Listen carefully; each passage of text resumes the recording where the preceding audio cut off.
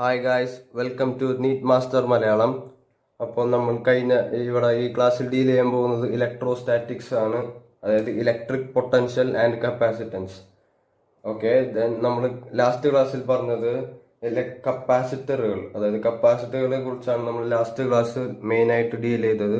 അതായത് കപ്പാസിറ്റർ, അവരുടെ capacitance, parallel plate കപ്പാസിറ്റൻസിന്റെ എക്സ്പ്രഷൻസ് എന്തൊക്കെയാണ്, അതായത് വെറുതെ രണ്ട് പാരലൽ പ്ലേറ്റ് കപ്പാസിറ്റർ ആണെങ്കിൽ, അല്ലെങ്കിൽ പാരലൽ പ്ലേറ്റ് കപ്പാസിറ്ററിന്റെ ഇടയിൽ ഡൈ ഇലക്ട്രിക് വെച്ചുള്ള എക്സ്പ്രഷൻ, പിന്നെ നമ്മൾ കപ്പാസിറ്ററുകളുടെ അറേഞ്ച്മെന്റ്, അതായത് സീരീസ് ആൻഡ് പാരലൽ കോമ്പിനേഷനുകൾ എങ്ങനെ വരുന്നത്, അവയുടെ ഇക്വേഷൻ എങ്ങനെ വരുന്നത് എന്നൊക്കെ നമ്മൾ പഠിച്ചു.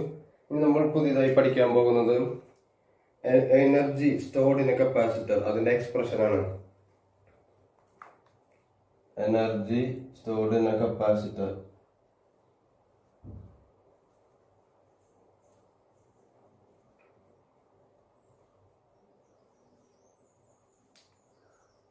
Energy stored in a capacitor. ഇതാണ് നമ്മൾ ഇന്നിവിടെ പഠിക്കാൻ പോകുന്നത്. അപ്പോ എനർജി, അതായത് കപ്പാസിറ്ററിന്റെ ഫംഗ്ഷൻ എന്ന് വെച്ചാൽ ബ്ലോക്സ് ദി ഇലക്ട്രിക് ഫീൽഡ്. അതാണ് ബ്ലോക്കിംഗ് ദി ഇലക്ട്രിക് ചാർജസ് ആണ് കപ്പാസിറ്ററിന്റെ ഫംഗ്ഷൻ. അതായത് ആ ഇലക്ട്രിക് എനർജിയെ സ്റ്റോർ ചെയ്യും. അത് energy is stored in A form of electric field. അതാണ് നമ്മുടെ കപ്പാസിറ്ററിന്റെ ഫംഗ്ഷൻ ഇലക്ട്രോണിക് സർക്യൂട്ടുകളിൽ. അപ്പോൾ ആ എനർജിക്കുള്ള എക്സ്പ്രഷൻ നമ്മൾ കാണാൻ പോവാണ് ഇവിടെ. അതായത് എനർജിക്കുള്ള എക്സ്പ്രഷൻ വളരെ സിമ്പിൾ ആണ്. അത് ചെറിയൊരു ഇക്വേഷൻ ആണ്. അതിന്റെ ഡെറിവേഷൻ അതിനും കുഴപ്പമില്ല. അതിന്റെ ഡെറിവേഷൻ നമുക്ക് ഭയങ്കര സിമ്പിൾ ഡെറിവേഷൻ ആണ് അതിന്റെ വരുന്നത്. ചെറിയൊരു ഇന്റഗ്രേഷൻ ആണ് വരുന്നത്. ഡെറിവേഷൻ നമ്മുടെ നീറ്റ് എക്സാമിന് ചോദിക്കുന്നതായിരിക്കില്ല.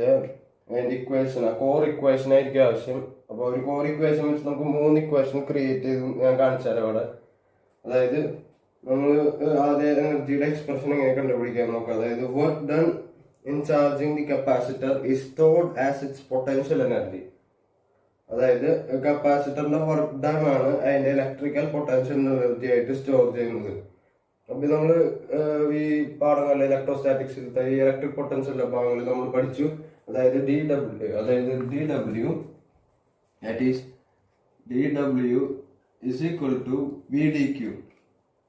അതായത് നമ്മള് പറഞ്ഞത് പൊട്ടൻഷ്യലിന്റെ definition, potential is the work done per unit charge.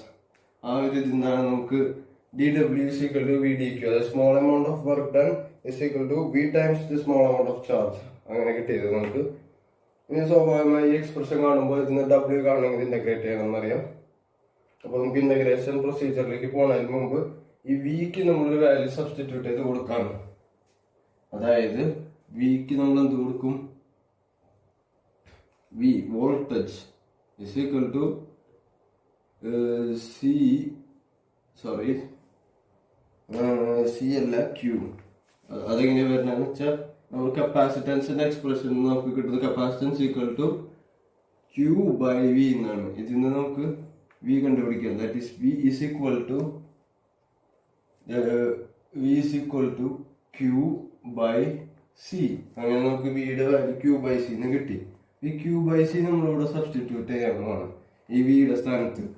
അതായത് ഒന്നുമില്ല, simple dW is equal to വിയുടെ അവിടെ കൊടുക്കുമ്പോൾ Q ബൈ C dQ ഇങ്ങനെ വരും. അപ്പൊ ഈ ടേമിന് ഇങ്ങനെ കിട്ടാൻ വേണ്ടി നമ്മൾ ഈ വിയുടെ സ്ഥലത്ത് Q ബൈ C കൊടുത്താൽ നമുക്ക് ഇന്റഗ്രേഷനിലേക്ക് കൊടുക്കാം. അതായത് W എന്ന് പറയുമ്പോൾ ഇന്റഗ്രൽ ഓഫ് ലിമിറ്റ്സ് നമുക്ക് കൊടുക്കാം 0 to capital Q 1 by C Q dQ. Okay, ഇതെല്ലാവർക്കും മനസ്സിലായി വിചാരിക്കുന്നു. ഇനി അടുത്തത് ഇന്റഗ്രേഷൻ തന്നെ കോൺസ്റ്റന്റിനെ പുറത്തേക്ക് എടുക്കുക. 1 by C integral of 0 to Q dQ. അപ്പോ Q dQ, അതായത് ഇതിന്റെ ഇന്റഗ്രേറ്റ് ചെയ്ത ഫോർമുലയാണ് x dx ഫോർമാറ്റിലാണ്. അപ്പോൾ x dx എന്ന് പറയുമ്പോൾ x²/2 ഫോർമുല. അപ്പോൾ 1 by C ഇന്റഗ്രേഷൻ, അപ്പോൾ നമ്മള് Q²/2 ലിമിറ്റ്സ് കൊടുക്കുകയാണ് അവിടെ. അതായത് 0 to capital Q. ഓക്കെ, എല്ലാവർക്കും മനസ്സിലായി. ഇനി അടുത്തത് വരുന്നത് ഈ ലിമിറ്റ്സ് അപ്ലൈ ചെയ്യാം. അതായത് 1/c അവിടെ ഇട്ടു, ഈ 2 1/2 പുറത്തേക്ക് എടുത്തു. ഇതിന്റെ ലിമിറ്റ്സ് അപ്ലൈ ചെയ്യുമ്പോൾ Q² മറ്റടുത്ത് 0 ആകും. 0 അപ്പൊ 0 അങ്ങനെ നമ്മൾ എഴുതുന്നില്ല. അപ്പൊ ഇതിനെന്തായിരിക്കും വായിക്കുക? Q²/2c. അങ്ങനെ നമുക്ക് വർക്ക് ഡൺ എക്സ്പ്രഷൻ കിട്ടി. അതായത് work done is stored as electric potential energy എന്ന് പറയുമ്പോൾ എനർജിയുടെ ഇക്വേഷൻ ഇത് തന്നെയാണ്. ഞാൻ സൈഡിൽ എഴുതിത്തരാം. ഈ ഡെറിവേഷൻ എല്ലാവർക്കും മനസ്സിലായെന്ന് വിചാരിക്കുന്നു. മെയിനായിട്ട് ഈ കോർ ഇക്വേഷനാണ് നമുക്ക് പഠിക്കേണ്ടത്. കോർ ഇക്വേഷനാണ് നമുക്ക് ഇമ്പോർട്ടൻറ്റ്. ഈ ഇക്വേഷൻ വെച്ച് 3 ഇക്വേഷൻസ് ഞാൻ എഴുതി കാണിച്ചുതരാം. That is equation. Work done stored as energy. Energy is equal to Q²/2c. ഈ എക്സ്പ്രഷൻ എന്തായാലും പഠിക്കാം. ഈ എക്സ്പ്രഷൻ വെച്ചിട്ട് നമുക്ക് എനർജിയുടെ വേറൊരു എക്സ്പ്രഷൻ കണ്ടുപിടിക്കാം. അതെങ്ങനെ? ഈ എന്താ പറയുക, ക്യൂയുടെ സ്ഥാനത്ത് നമ്മൾ CB കൊടുത്തു നോക്കിയാൽ അപ്പൊ നമുക്ക് വേറെ എനർജിയുടെ എക്സ്പ്രഷൻ കിട്ടും. വേറെ എനർജി അല്ല, ഈ എനർജിയുടെ തന്നെ വേറൊരു എക്സ്പ്രഷൻ. അതായത് ക്യൂടെ അവിടെ CV കൊടുക്കുമ്പോൾ എന്തായിരിക്കും? CV²/2c. അപ്പൊ ഈ C ക്യാൻസൽ ആയി, ഒരു C. അപ്പൊ എന്താവും? ഹാഫ് C ഒരു തവണ ഉണ്ട്, അതായത് C²V² ആണ്. അപ്പൊ C ½ CV². ഈ ഒരു എക്സ്പ്രഷൻ കിട്ടും. ഈ എക്സ്പ്രഷൻ വളരെ സിമ്പിൾ ആണ്. അപ്പൊ ഈ എക്സ്പ്രഷനും കിട്ടി. അപ്പൊ നമുക്ക് എത്ര എക്സ്പ്രഷനായി? 2 എക്സ്പ്രഷൻ. അപ്പൊ നമുക്ക് ഈ എക്സ്പ്രഷനും കൂടി ഇവിടെ എഴുതാം സൈഡില്. ഈ എക്സ്പ്രഷൻ ഒരു പുതിയ വേറൊരു എക്സ്പ്രഷൻ കിട്ടി നമുക്ക് എനർജിയുടെ. That is ½ CV². ഇതും എനർജിയുടെ ഇക്വേഷൻ തന്നെയാണ്. അതേപോലെ നമ്മൾ വേറെ ഇവിടെ C=Q/V ഓർത്തുണ്ടെങ്കിൽ നമുക്ക് വേറെ എക്സ്പ്രഷനും കിട്ടും. ആ എക്സ്പ്രഷൻ ഞാൻ ഇവിടെ എഴുതി കാണിക്കാം. അതായത് energy is equal to ½ QV. Okay, ½ QV. ഈ 3 എക്സ്പ്രഷൻ എനർജിയുടെ എക്സ്പ്രഷൻ ആണ്. ഓരോരുത്തരും ഏത് ഇക്വേഷൻ വേണം കൊടുക്കാം. അത് നമുക്ക് തന്ന വേരിയബിൾസ് അനുസരിച്ചിരിക്കും. ഓക്കെ, അപ്പൊ നമ്മൾ എനർജിയുടെ 3 ഇക്വേഷൻസ് മനസ്സിലാക്കി. ഇതെല്ലാവരും പഠിക്കണം, ഇമ്പോർട്ടൻ്റ് ആണ്. ഓക്കെ, ഇനി നമ്മൾ ഗ്രാഫ് വരയ്ക്കുകയാണ്. അതായത് ഈ according to this QV graph വെച്ച് നമ്മൾ ഗ്രാഫ് വരയ്ക്കാൻ പോവാണ്. ഈ energy graph, okay, QV graph വരയ്ക്കാൻ പോവാണ്.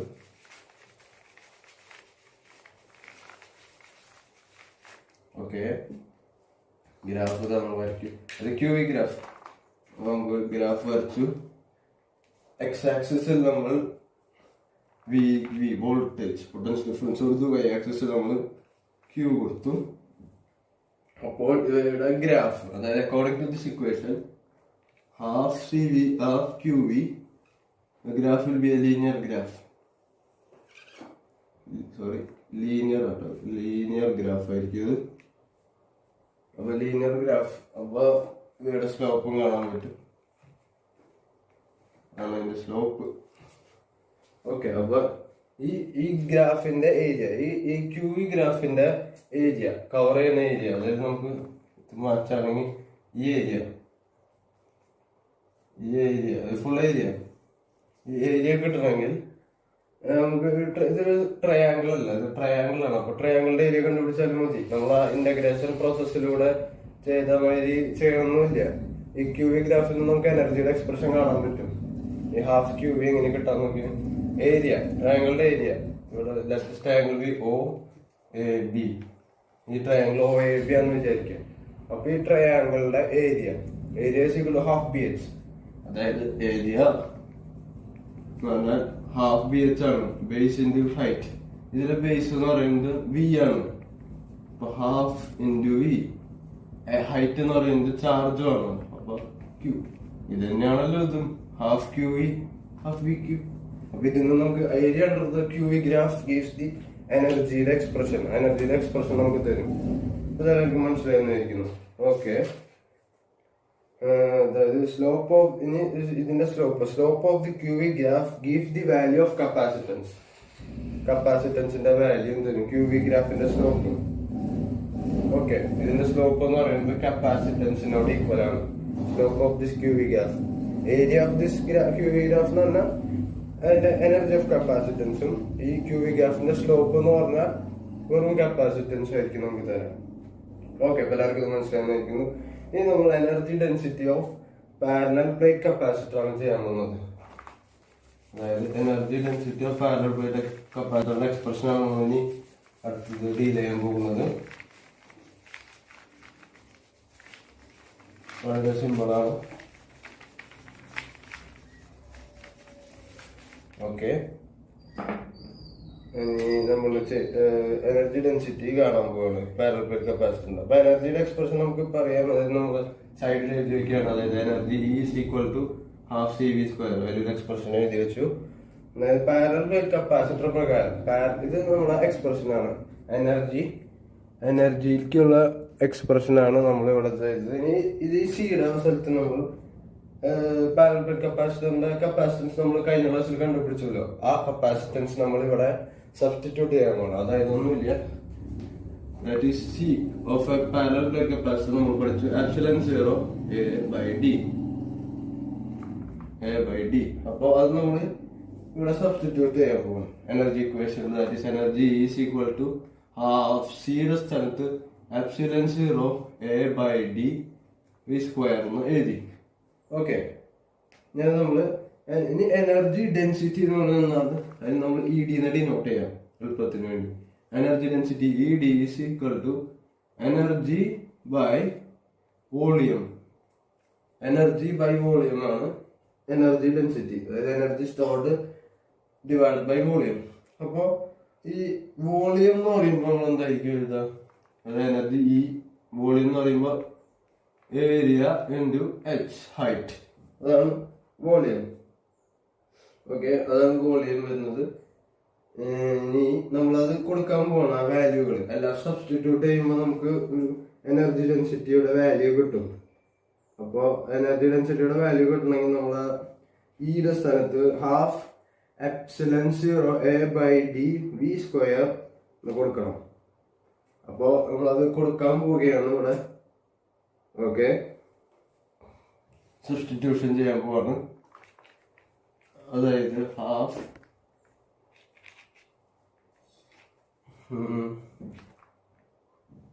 എനർജി എന്ന് പറയുമ്പോൾ half epsilon 0 A/V square by D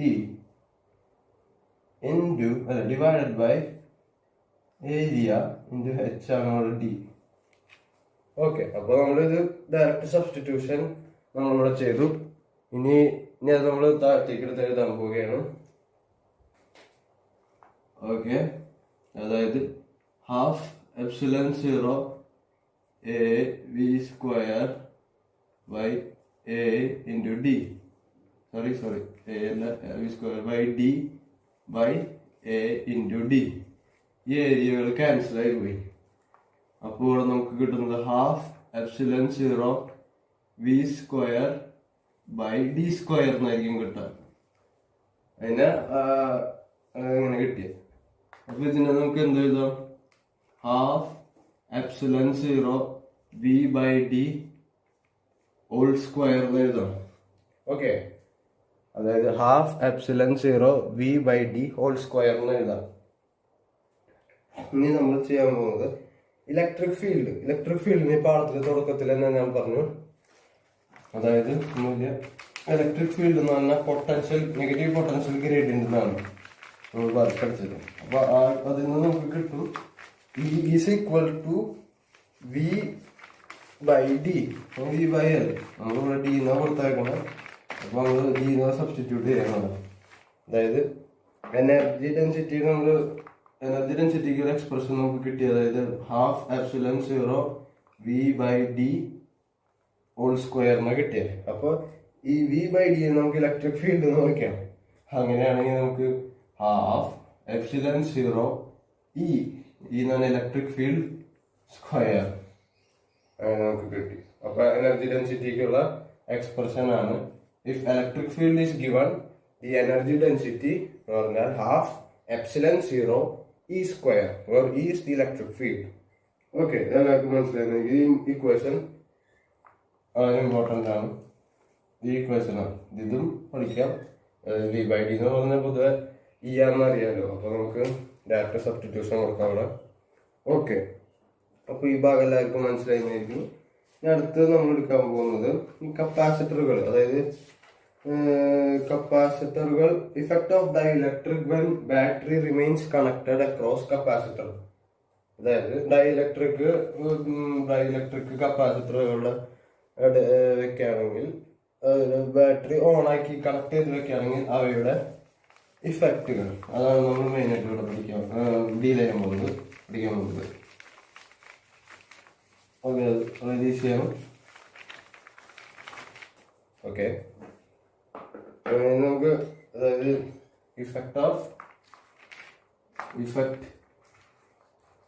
core effect പോകുന്നത്. ഒരു സെക്കൻഡ്.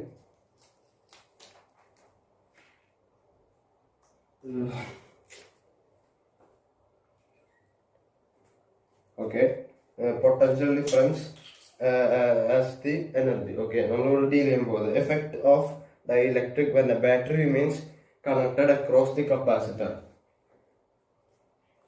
അപ്പോൾ ആദ്യം നമ്മൾ പൊട്ടൻഷ്യൽ ഡിഫറൻസ് ആണ് നോക്കുന്നത്. അതായത് പൊട്ടൻഷ്യൽ ഡിഫറൻസ്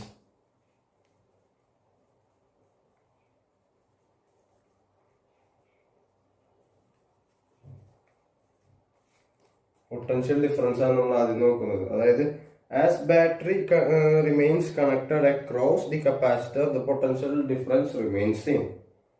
അതായത് ബാറ്ററി നമ്മളിപ്പോ കപ്പാസിറ്റർ ബാറ്ററിയിലേക്ക് കണക്ട് ചെയ്തു. അപ്പോൾ അവയുടെ കോൺസ്റ്റന്റ് ബാറ്ററി പൊട്ടൻഷ്യൽ വി ആണെങ്കിൽ, ഈ കപ്പാസിറ്റൻസ് സി ആണെങ്കിൽ അവരുടെ പൊട്ടൻഷ്യൽ ഡിഫറൻസ് റിമെയിൻ കോൺസ്റ്റന്റ് ആയിട്ട് സ്ഥിരമായിട്ട് നിൽക്കും. ഇതിൻ്റെ ഉള്ളിൽ ഡൈഇലക്ട്രിക് ഉള്ളെങ്കിൽ പൊട്ടൻഷ്യൽ സെയിം ആയിരിക്കും. ഇനി കപ്പാസിറ്റൻസ് എങ്ങനെയായിരിക്കും? കപ്പാസിറ്റൻസ് ഇതിന്റെ കപ്പാസിറ്റൻസ് സാധാ ഒരു പാരലൽ പ്ലേറ്റ് കപ്പാസിറ്റർ ഡൈഇലക്ട്രിക് ഒന്നും ഫിൽ ചെയ്യാത്തത് C = 0 A/D എന്നാണ്. ഇപ്പോൾ നമ്മളൊരു ഡൈഇലക്ട്രിക് ഈ പറയുന്ന ടോപ്പിക് നമ്മൾ ഡൈഇലക്ട്രിക് വെച്ചാണ് ഡീൽ ചെയ്തത്. അപ്പോൾ ഡൈഇലക്ട്രിക് വെച്ച് ഡീൽ ചെയ്യുമ്പോൾ ഇതിൻ്റെ ഉള്ളൊരു ഡൈഇലക്ട്രിക് ഉണ്ട്. അപ്പോൾ ആ ഡൈഇലക്ട്രിക് ഉള്ളപ്പോൾ ഈ കപ്പാസിറ്റൻസ് ഉറപ്പായിട്ടും മാറും. നമ്മൾ കഴിഞ്ഞ ക്ലാസ്സിൽ പറഞ്ഞത്, അതായത് C ഡാഷ് എന്ന് എഴുതാം നമുക്കിവിടെ. C ഡാഷ് K ടൈംസ്, അതായത് ഇത്തിരി വ്യക്തമാക്കി എഴുതാണെങ്കിൽ, അതായത് C dash K times ε0 A/D. അതായത് K എന്ന് പറഞ്ഞാൽ ഡൈഇലക്ട്രിക് കോൺസ്റ്റന്റ് ആണ്. അപ്പൊ ഇതിൽ നിന്ന് എന്താ മനസ്സിലാക്കുന്നത്? ഈ രണ്ട് ഇക്വേഷന് കപ്പാസിറ്റർ ഡൈഇലക്ട്രിക് കപ്പാസിറ്ററിനുള്ളിൽ വെച്ചിട്ടുണ്ടെങ്കിൽ ബാറ്ററി കണക്ട് ചെയ്ത് വെച്ചെങ്കിൽ അവയുടെ കപ്പാസിറ്റൻസ് ആണ് പുതിയ കപ്പാസിറ്റൻസ്. C ഡാഷ് എത്ര ടൈംസ് ആയിരിക്കും? K times the capacitor, dielectric ഇല്ലാത്ത കപ്പാസിറ്ററിന്റെ പാരലൽ കപ്പാസിറ്ററിന്റെ കപ്പാസിറ്റൻസിനോട് ഈക്വൽ ആയിരിക്കും. അതായത് C dash K times the capacitance of a parallel capacitor without a dielectric. Okay, ഇത് എല്ലാവർക്കും മനസ്സിലായി. ഇനി അടുത്തത് ചാർജ്. പൊട്ടൻഷ്യൽ ഡിഫറൻസ് പറഞ്ഞു, കപ്പാസിറ്റൻസും പറഞ്ഞു. ഇനി നമ്മൾ അടുത്തത് പറയുന്നത് ചാർജ് ആണ്. Okay, charge according to charge ആണെങ്കിൽ എന്തായിരിക്കും വ്യത്യാസം? ചാർജ് എന്ന് പറഞ്ഞാൽ നമുക്കറിയാം QV. According to this equation charge is QV. ഇപ്പൊ ഒരു ഡൈഇലക്ട്രിക് പ്ലേസ് ചെയ്ത സിറ്റുവേഷൻ നമ്മൾ C ഡാഷ് എന്നിട്ടാണ് വിളിക്കുന്നത്. അപ്പൊ Q = C ഡാഷ് V. അപ്പൊ C എന്ന് പറയുമ്പോൾ നമുക്കറിയാം K ടൈംസ് C. C എന്ന് പറഞ്ഞാൽ ഡൈഇലക്ട്രിക് വെക്കാത്ത പാരലൽ കപ്പാസിറ്ററിന്റെ കപ്പാസിറ്റൻസ് ആണ് വെറും C. നമ്മളിവിടെ ഡിനോട്ട് ചെയ്യുന്നത്, നമ്മളിപ്പോ പറഞ്ഞത്. അങ്ങനെയാണെങ്കിൽ CV. ഈ പൊട്ടൻഷ്യൽ ഡിഫറൻസ് കോൺസ്റ്റന്റ് ആണ്. ഈ സി അപ്പൊ എന്തായിരിക്കും ഈ കെ ടൈംസ് ഇത് പൊട്ടൻഷ്യൽ ഡിഫറൻസ് സെയിം ആയിരിക്കും, അത് ഡൈലക്ട്രിക് വെച്ചാലും വെച്ചില്ലെങ്കിലും. അപ്പൊ നമുക്ക് ഇതിനൊരു ഒരുമിപ്പിച്ചെടുത്തൂടെ, അതായത് കെ ടൈംസ് ദി ക്യൂ. അപ്പോൾ നമുക്ക് ചേഞ്ചിന് വേണ്ടിയിട്ട് ക്യൂ ഡാഷ് എന്ന് കൊടുക്കാം. ക്യൂ ഡാഷ് എന്ന് പറഞ്ഞാൽ അതായത് charge of a capacitor filled with dielectric medium when the battery is connected. Okay, അപ്പോൾ നമ്മൾ ക്യൂ ഡാഷ് എന്ന് വിളിക്കുകയാണ്. അപ്പൊ ഇതിനെ നമുക്ക് സാധാ ക്യൂ എന്ന് വിളിക്കാം. സാധാ ക്യൂ എന്ന് പറഞ്ഞാൽ സാധാരണ പാരലൽ പ്ലേറ്റ് കപ്പാസിറ്റർ, അതായത് ഡൈഇലക്ട്രിക് ഒന്നും വെക്കാത്ത ഒരു കപ്പാസിറ്റർ. അപ്പോൾ അതിനെ ക്യൂ എന്ന് വിളിക്കുമ്പോൾ എന്തായിരിക്കും, ചാർജ് അപ്പൊ എത്ര തവണ ആയിരിക്കും ഇൻക്രീസ് ആയ? Charge will increase K times the capacitor without the dielectric.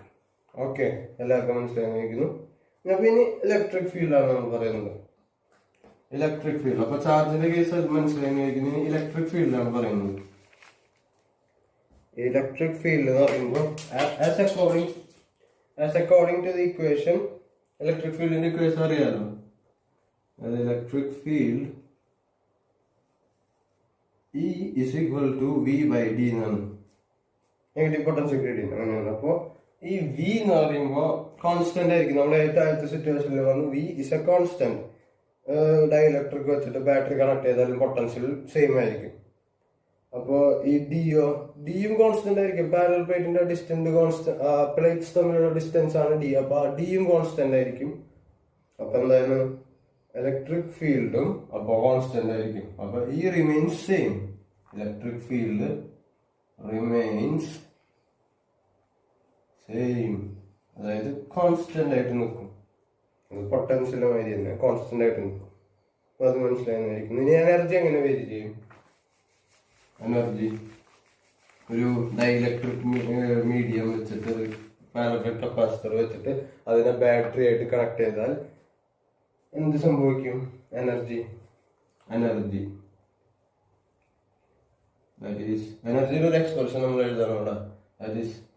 Energy E dash എന്ന് ഡിനോട്ട് ചെയ്യാം. അതായത് ഡൈഇലക്ട്രിക് വെച്ച് ബാറ്ററി കണക്ട് ചെയ്ത കപ്പാസിറ്ററിനെ ഇ ഡാഷ് എന്ന് വിളിക്കുകയാണെങ്കിൽ, എനർജി ഇ ഡാഷ് എന്ന് വിളിക്കുകയാണെങ്കിൽ half C dash V square. C dash എന്ന് പറഞ്ഞാൽ capacitance of a parallel plate capacitor with a dielectric medium. Okay, അപ്പോ ഇതിന് വി സെയിം ആയിരിക്കും. ഡൈഇലക്ട്രിക് വെച്ചാലും വെച്ചില്ലെങ്കിലും സെയിം ആയിരിക്കും. അപ്പോ ഹാഫ് ഈ സി ഡാഷ് എന്ന് പറയുമ്പോൾ എന്തായിരിക്കും? K times C V square. അപ്പൊ ഇതിൽ നിന്ന് എന്ത് മനസ്സിലാക്കാം? ഹാഫ് സി വി സ്ക്വയർ എന്ന് പറഞ്ഞാൽ, അതായത് ഹാഫ് സി വി സ്ക്വയർ എന്ന് പറഞ്ഞാൽ energy of a capacitor, parallel plate capacitor without a dielectric medium. അങ്ങനെയാണെങ്കിൽ നമ്മൾ ഇവിടെ പറഞ്ഞ ഇ ഡാഷ് എന്ന് പറയുമ്പോൾ energy of the capacitor filled with dielectric medium with constant K ആണെങ്കിൽ അവയുടെ energy E dash K times, അതായത് കെ ടൈംസ് ഇൻക്രീസ് ചെയ്യും. അതായത് K times parallel plate capacitor without dielectric മീഡിയത്തിനേക്കാൾ ഇൻക്രീസ് ചെയ്യും കെ ടൈംസ്. അതാണ് ഇവിടെ പറഞ്ഞു തന്നത്. അതായത് E dash is equal to k times E. Okay, k times increase ചെയ്യുന്നു. ഇതെല്ലാവർക്കും മനസ്സിലായി വിചാരിക്കുന്നു. നമ്മുടെ ഇവിടുത്തെ ഈ ഭാഗങ്ങളൊക്കെ കഴിഞ്ഞു. അതായത് effect of dielectric when the battery remains connected across the capacitor. Okay, ഭയങ്കര ഒരു ഷാർപ്പ് പോയിന്റിൽ ഇലക്ട്രിക് ഫീൽഡ് വെരി ഹൈ ആയിരിക്കും. ആ ഒരു പ്രിൻസിപ്പിളിൽ. പിന്നെ രണ്ടാമത് നമ്മൾ ആദ്യം പറഞ്ഞ രണ്ട് ഗോളങ്ങൾ, കോൺസെൻട്രേറ്റ് ഗോളങ്ങൾ വെക്കുമ്പോൾ ഉള്ളിലത്തെ ഗോളത്തിന് ചാർജ് ഉണ്ടെങ്കിൽ അത് പുറമേ ഉള്ള ആ വലിയ ഗോളത്തിലേക്ക് ആ ചാർജ് ഈക്വലി സ്പ്രെഡ് ചെയ്ത് നിൽക്കും. അങ്ങനെ അത് വലിയ വലിയ ചാർജ് ഡെപ്പോസിറ്റ് ചെയ്ത് അതിന്റെ സർഫസിൽ നല്ല പൊട്ടൻഷ്യൽ എനർജി ഉണ്ടായിരിക്കും. അതാണ് ഇവിടെ നമ്മൾ പറയുന്നത്. ഓക്കെ, അപ്പൊ നമ്മൾ ഇതിന്റെ സ്ട്രക്ചർ ചെറുതാക്കി വരയ്ക്കുകയാണ്. അതായത് ഇതിന്റെ ഉള്ളിൽ എന്തൊക്കെ ഉണ്ടാവാം. ഇതിന്റെ ഉള്ളിൽ അടിയിലായിട്ട് നമ്മളൊരു രണ്ട് ഷാഫ്റ്റുകൾ ഉണ്ടാവും, ക്രെയിൻ ഷാഫ്റ്റുകൾ ഇങ്ങനെ കണക്ട് ചെയ്ത് കൊടുത്തിട്ടുണ്ടാവും. ഇതൊരു നോൺ കണ്ടക്ടർ, അതായത് റബ്ബറാണ്, മെറ്റലായിരിക്കില്ല. ഇതൊരു റബ്ബർ ത്രെഡൊക്കെ ആയിട്ടുള്ള നോൺ കണ്ടക്ടർ ആയിരിക്കും ഈ ഷാഫ്റ്റിലെ ബെൽറ്റ്. ഇതിനെ ഫുള്ളും ഇത് സാധനമില്ലേ, ഈ സാധനത്ത് ഇൻസുലേറ്റിംഗ് സബ്സ്റ്റൻസ് ആണിത്. അതായത് ഇൻസുലേറ്റർ ആയിട്ട് ആക്ട് ചെയ്യുന്നത് ഈ ഞാൻ പറഞ്ഞ സാധനം. ഈ ഗോളം മാത്രം മെറ്റല്, ഈ ഗോളം മെറ്റാലിക് സാധനമായിരിക്കും ഈ സർക്കിളിൽ കാണുന്നത്. ക്രാങ്ക് ഷാഫ്റ്റ് വെച്ച് കണക്ട് ചെയ്തിട്ട് ഇവിടെ ഇട്ട് ഒരു ഇങ്ങനെ കൂർപ്പിച്ചൊരു മോനുള്ള സാധനം വെക്കും. ഇവിടെ ഇങ്ങനെ ചീർക്കോമ്പിന്റെ മേത്തൊരു സാധനം വെക്കും. ഇതൊരു മെറ്റലായിരിക്കും, ഇതെന്തായാലും ഒരു മെറ്റലായിരിക്കും. ഈ കോമ്പിന്റെ മേത്തെ സാധനം നമ്മൾ ഒരു ഹൈ വോൾട്ടേജ് ഹൈ ടെൻഷൻ ഉള്ള ഒരു ബാറ്ററിക്ക് കണക്ട് ചെയ്യും. അതൊന്നിട്ട് നമ്മൾ എർത്ത് ചെയ്യും. ഓക്കെ, ഹൈ വോൾട്ടേജും ഹൈ ടെൻഷനുള്ള ഒരു ബാറ്ററിക്ക് കണക്ട് ചെയ്യും. അപ്പോൾ ഇവിടെ അത് ചെയ്യുമ്പോൾ എന്തിട്ട് സംഭവിക്കുക, ഇതിങ്ങനെ വെക്കും. പിന്നെ ഇവിടെ നമ്മളൊരു സാധനം മോട്ടർ കണക്ട് ചെയ്യും. ഈ അടിയിലത്തെ ഇതിന്റെ റോട്ടറിന്റെ അവിടേക്ക് ഒരു ഇലക്ട്രിക് മോട്ടർ നമ്മൾ കണക്ട് ചെയ്യും. ഇതൊരു മോട്ടറാണ്. ഈ മോട്ടർ ഇവിടേക്ക് കണക്ട് ചെയ്യും. അപ്പൊ ഇതിങ്ങനെ കറങ്ങും. ഇവിടെ സംഭവിക്കുന്നതെന്ന് വെച്ചാൽ ഈ ഹൈ വോൾട്ടേജ് ഹൈ ടെൻഷൻ ബാറ്ററിയിൽ നിന്ന് ഇലക്ട്രിക് കറണ്ട് പോയിട്ട് ഇവിടെ എത്തുമ്പോൾ ഇവിടെ ആക്ഷൻ ഓഫ് ഷാർപ്പ് പോയിന്റ് ആണ്. ഇവിടെ ഭയങ്കര ഷാർപ്പ് പോയിന്റ് ആണ്. ഇവിടെ എഡ്ജ് ഉണ്ടാവും. കോമ്പിന്റെ ചീർപ്പിന്റെ ഒരു ആകൃതിയിലുള്ള ഒരു സാധനമാണിത്. അപ്പോൾ മെറ്റാലിക് സാധനം. അപ്പോൾ ഇവിടെ ഷാർപ്പ് എഡ്ജ് ഉണ്ടാകുമ്പോൾ ഹൈ എനർജി ഇലക്ട്രിക് ഫീൽഡ് ഇത് ഇങ്ങനെ തൊടിയിക്കില്ല, കേട്ടുമ്പോൾ തൊടിയിക്കില്ല.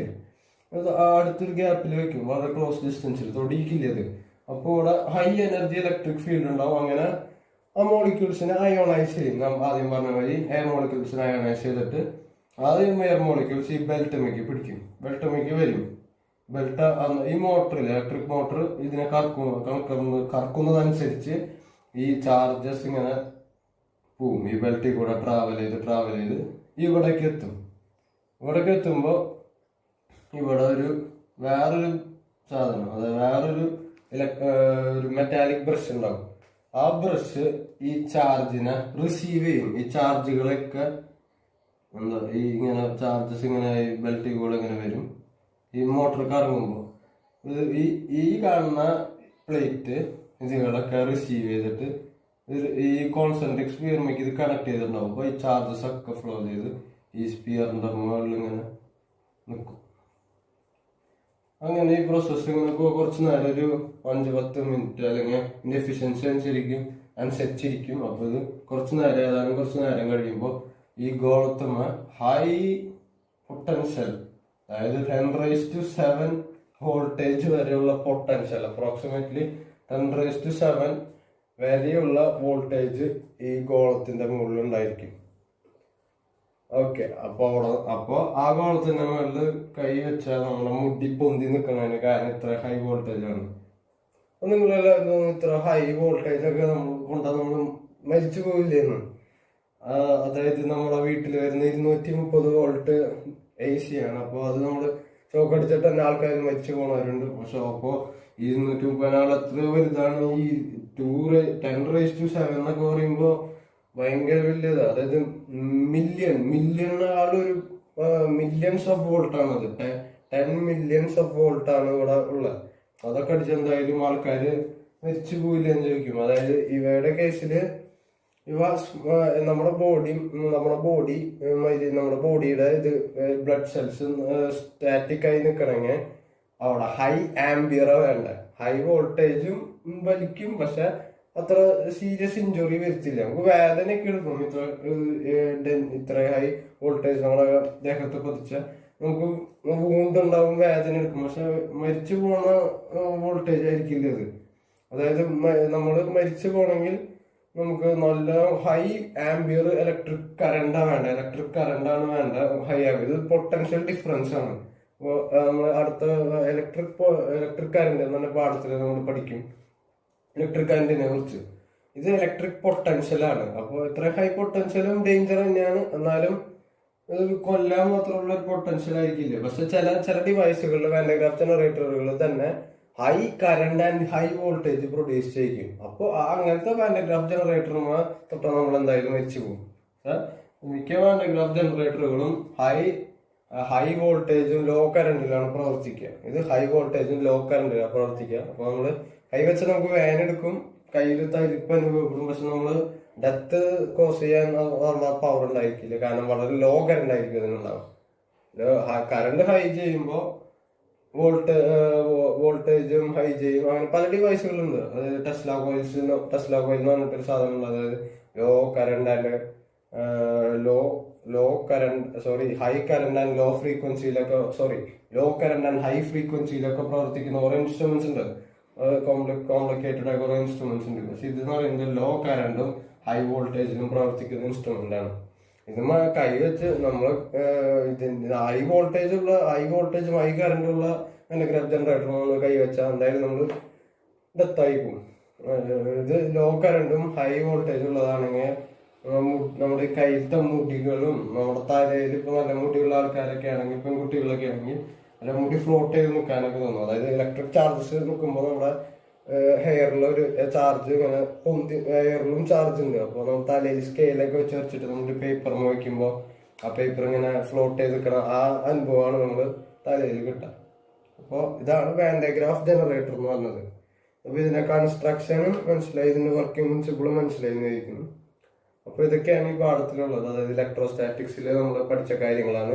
ഇലക്ട്രോസ്റ്റാറ്റിക്സിലത്തെ രണ്ടാമത്തെ പാർട്ടായ ഇലക്ട്രിക് പൊട്ടൻഷ്യൽ ആൻഡ് കപ്പാസിറ്റൻസ് ഇവിടെ അവസാനിക്കുകയാണ്. അപ്പൊ നമ്മൾ ആ 3 വീഡിയോയിലാണ് ഇത് ചെയ്തിരിക്കുന്നത്. അപ്പോൾ first video, second video and third video. ഇത് തേർഡ് വീഡിയോ ആണിത്. അപ്പോൾ ഫസ്റ്റ് വീഡിയോയിൽ നമ്മൾ ഇലക്ട്രിക് പൊട്ടൻഷ്യലുകളെ കുറിച്ച് പഠിച്ചു. ഇലക്ട്രിക് പൊട്ടൻഷ്യൽ എനർജി, വോൾട്ട്, അതായത് ഇലക്ട്രിക് പൊട്ടൻഷ്യൽ ഡെഫിനിഷൻ, അങ്ങനെ കാര്യങ്ങൾ പഠിച്ചു. രണ്ടാമത്തെ വീഡിയോയിൽ നമ്മൾ കപ്പാസിറ്റൻസിനെ കുറിച്ച് നമ്മൾ ഡീൽ ചെയ്തു. ഡൈഇലക്ട്രിക്കുകളെ കുറിച്ച് ഡീൽ ചെയ്തു. അവയുടെ കപ്പാസിറ്റൻസുകളുടെ പാരബോളിക് കപ്പാസിറ്റൻസിന്റെ എക്സ്പ്രഷൻ, അതിൻ്റെ ഉള്ള ഡൈഇലക്ട്രിക് വെച്ച് അതിന്റെ എക്സ്പ്രഷൻ, ആ ഡൈഇലക്ട്രിക്കിന് ഒരു തിക്നെസ് ഉണ്ടെങ്കിൽ അതിന് വേറൊരു എക്സ്പ്രഷൻ, അങ്ങനെ നമ്മൾ പഠിച്ചു. പിന്നെ പാരബോളിക് കപ്പാസിറ്ററുകൾ സീരീസ് ആയിട്ട് അറേഞ്ച് ചെയ്യുക, പാരലൽ ആയിട്ട് അറേഞ്ച് ചെയ്യുക. അപ്പോൾ അവരുടെ എഫക്റ്റീവ് കപ്പാസിറ്റൻസ് നമ്മൾ പഠിച്ചു. അങ്ങനെ അവസാനം നമ്മൾ Van de Graaff generator, energy stored in a capacitor, അതൊക്കെ പഠിച്ചു. അപ്പോൾ ഈ പാഠം ഇവിടെ അവസാനിക്കുകയാണ്. അപ്പോൾ ഈ പാഠം വളരെ അത്യാവശ്യം കുഴപ്പമില്ലാണ്ട് നമുക്ക് മാർക്ക് സ്കോർ ചെയ്യാൻ പറ്റുന്ന പാഠമാണ്. ഞാൻ കുറച്ച് ഇക്വേഷനുകൾ ഈ പാഠത്ത് ഇങ്ങനെ ഡിനോട്ട് ചെയ്തിട്ടുണ്ടായിരുന്നു. ആ ഇക്വേഷനുകൾ നമ്മൾ തറവായിട്ട് പഠിക്കുക, മനസ്സിലാക്കി പഠിക്കുക. ഈ പാഠം വളരെ സിമ്പിൾ ആയിരിക്കും. അപ്പോൾ നമുക്ക് നീറ്റ് എക്സാമിൽ ഈ പാഠത്തിൽ എന്തെങ്കിലും ക്വസ്റ്റ്യൻ വന്നാൽ, ഈ പാഠവും പിന്നെ മുമ്പിലുള്ള ഇലക്ട്രിക് ഫീൽഡ് എന്ന് പറഞ്ഞൊരു പാഠം കൂടി കമ്പൈൻ ചെയ്തായിരിക്കും മിക്കതും ക്വസ്റ്റ്യനുകൾ വരാം. എന്നാലും ആ 2 പാഠങ്ങൾ മനസ്സിലാക്കി നമുക്ക് ഇത് വളരെ ഇമ്പോർട്ടൻറ്റ് ചാപ്റ്ററാണ്. ഫിസിക്സിലെ തന്നെ നീറ്റിനായാലും ജെഇ മെയിൻസിനായാലും ഇത് വളരെ ഇമ്പോർട്ടൻ്റ് ആണ്. അപ്പോൾ ഇത് പഠിച്ചെടുക്കാൻ വലിയ ബുദ്ധിമുട്ടൊന്നുമില്ല. ഇത് നമ്മളൊന്ന് മനസ്സിരുത്തി പഠിച്ച് ഈ പാഠം കഴിയുന്നതായിരിക്കും. അതായത് പൊട്ടൻഷ്യലുകളുടെ കാര്യങ്ങളെല്ലാം കൃത്യമായിട്ട് പഠിക്കുക, എല്ലാം മനസ്സിലാക്കി പഠിക്കുക. എന്നിട്ട് ഇക്വേഷൻസ് നമ്മൾ ബൈ ഹാർട്ട് ചെയ്ത് പഠിക്കുക. എന്നിട്ട് നമ്മൾ ഓരോ പ്രോബ്ലംസ് ചെയ്ത് നോക്കുക, ഓരോ പ്രോബ്ലംസ് ചെയ്ത് പ്രാക്ടീസ് ചെയ്യുക. അങ്ങനെ നമുക്ക് നമ്മുടെ വിജയം നേടാം. തീർച്ചയായും നമുക്ക് വിജയം നേടാം. അപ്പോൾ ഞാൻ എൻ്റെ ക്ലാസ് ഇവിടെ വൈൻഡ് അപ്പ് ചെയ്യുകയാണ്. അപ്പോൾ എൻ്റെ ക്ലാസ് എല്ലാവർക്കും കൂടെ മനസ്സിലായി എന്ന് വിചാരിക്കുന്നു. അപ്പോൾ താങ്ക് യു.